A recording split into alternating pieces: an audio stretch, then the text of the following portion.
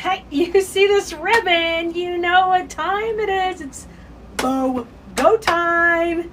Hey, Blimmerinos, it's Kali, and we're going to tie a bow today for the Christmas season that you are going to love. We're working with some gorgeous red velvet. Then we've got this fun pattern with, it's got a little glitter and a lot of polka dots and all the fun little trees on it. I love this one. It kind of gives that quilted effect, because today's bow is going to go for a project we're doing with a country Christmas wreath.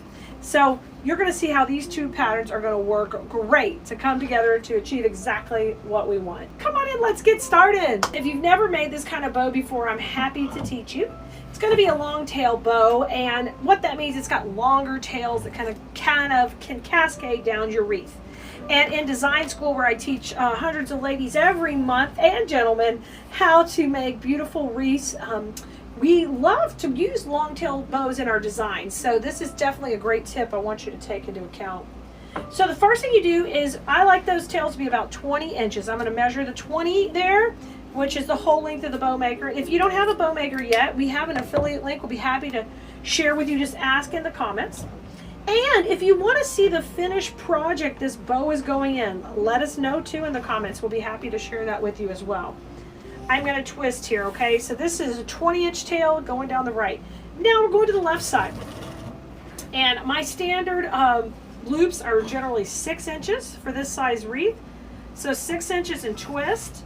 And we're going to keep it nice and loopy. We're going to come over to the right side and 6 inches and twist again. And I'm always twisting if I want to do another loop, okay? If I'm done with my loops, then I know it's time to scrunch in the middle. And the reason we're doing all that, guys, just like I teach in design school, is we're doing that because we want the back of the pattern to be hidden, or we want it to show, okay? And that's why we either squish like we're doing here, or we twist if we're making another loop. Simple, simple. So we have 2 loops on each side. And now I'm going to trim this off. And I've told the story before where when I was selling hundreds of wreaths every month in my Etsy shop, and now I'm able to teach other students on how to, not only make beautiful wreaths, but if you want to sell them, I can teach you that as well. One of the tips was, you've got to come up with a process that you can maintain for your particular workshop when you're creating yourself or you have help, eventually in your business.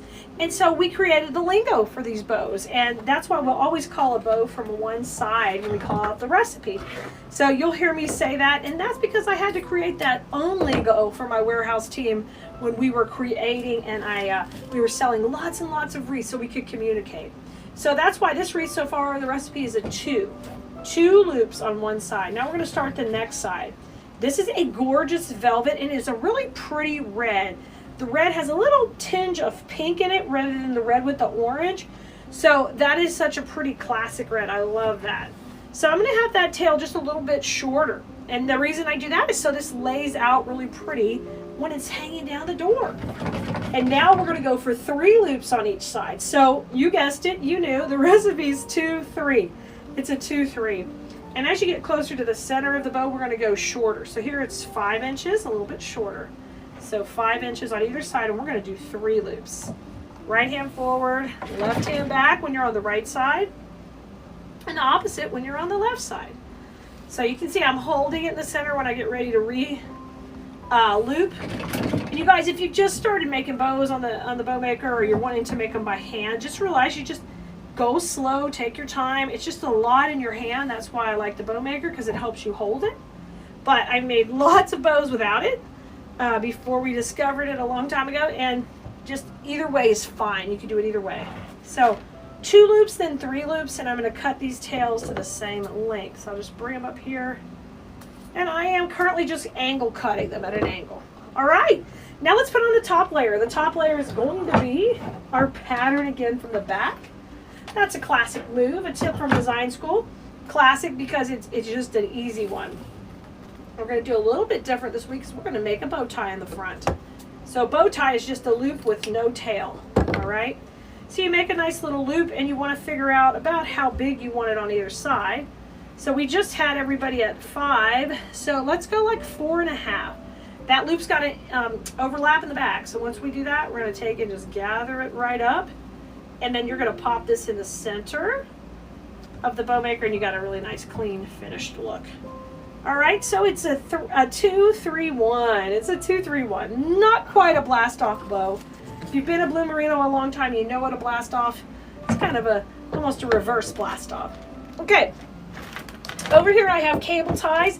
I prefer cable ties to use in the center rather than wire.